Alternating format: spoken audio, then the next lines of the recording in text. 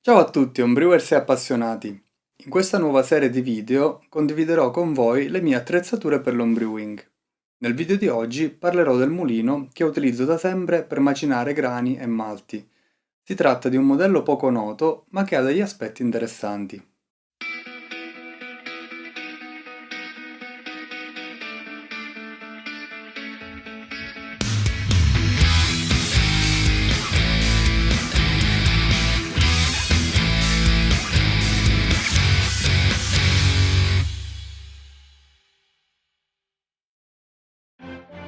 Uno dei primi acquisti che ho fatto quando ho iniziato con la tecnica EPG è stato proprio il mulino.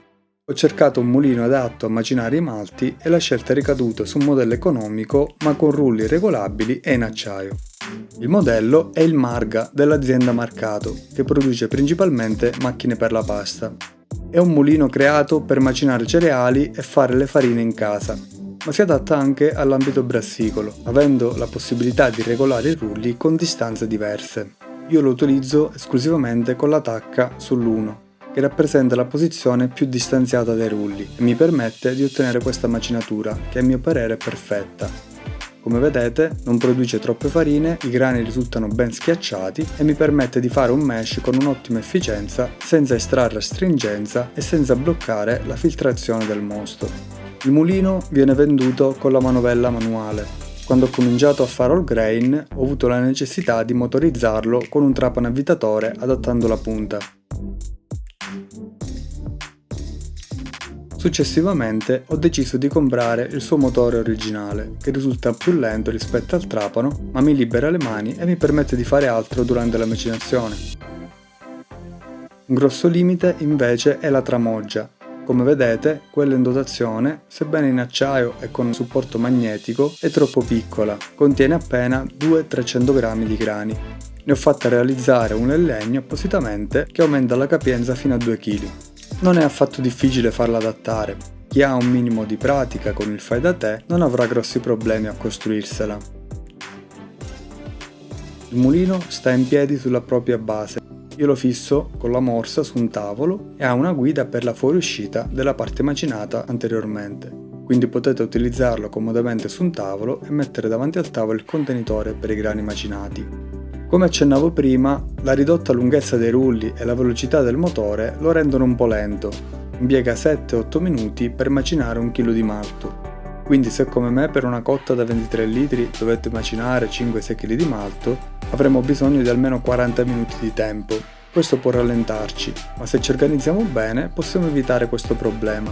Io ad esempio ho deciso di macinare i malti la sera prima, mentre faccio i lavaggi enzimatici alla pentola e mentre preparo il resto delle attrezzature. Quindi poi chiudo il contenitore dei malti macinati e il giorno dopo li trovo già pronti. È vero che i malti quando vengono macinati sono soggetti a deperimento delle qualità organolettiche, ma se passano poche ore tra la macinatura e l'utilizzo non succede nulla.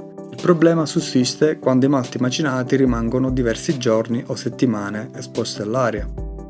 In sintesi posso dire che il mulino in questa configurazione fa perfettamente il suo lavoro. La macinazione è perfetta e non farei nessuna variazione al momento. Il motore ha la sua comodità. L'unica seccatura è la tramoggia, che siete obbligati a far realizzare se dovete utilizzarlo per macinare una certa quantità di grani.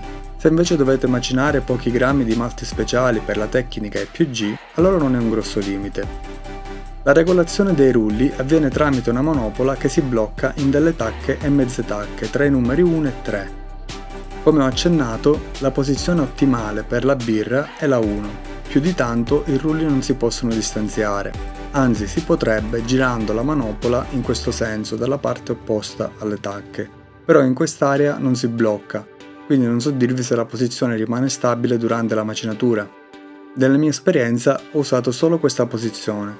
Un piccolo limite è quindi che la regolazione non è fine ma a scatti, non si possono distanziare o avvicinare più di tanto fuori dalle tacche. Il lato positivo è però che questa regolazione rimane stabile, non ci sono elementi che possono allentarsi durante la macinazione e modificare la distanza dei rulli. Sulla qualità posso esprimermi positivamente. L'acciaio non si è mai rovinato, le componenti sono spesse e pesanti, lo utilizzo da 8 anni, non si è mai rotto o bloccato, non è comparsa ruggine o altri segni di usura. Quando finisco di utilizzarlo faccio girare un po' i rulli a vuoto e passo la spazzola in dotazione per togliere più farina possibile. Il motore invece, anche se sembra in metallo, è rivestito di plastica cromata. Per il momento comunque in 3 anni non ho notato nessun malfunzionamento. Se mi sento di consigliarlo? Sì, se volete qualcosa di economico e pronto all'uso, tramoggi a parte. No, se volete qualcosa di più performante e professionale e potete spendere qualcosa in più. E voi invece, che mulino utilizzate per macinare i grani? O quale mulino state valutando di acquistare? Fatemi sapere sotto nei commenti. Con questo abbiamo terminato il video di oggi. Nei prossimi video parlerò di altre attrezzature per l'home brewing. Prima di salutarvi, ci tengo a dirvi che, secondo le statistiche di YouTube, l'80% di voi che seguite i miei video non risulta iscritto al canale. È un gesto che a voi non costa nulla, ma per me è di grande aiuto. Quindi vi invito sempre a lasciare like se il video vi è piaciuto, a iscrivervi al canale e attivare la campanella per rimanere aggiornati sui prossimi video. Ci vediamo al prossimo video.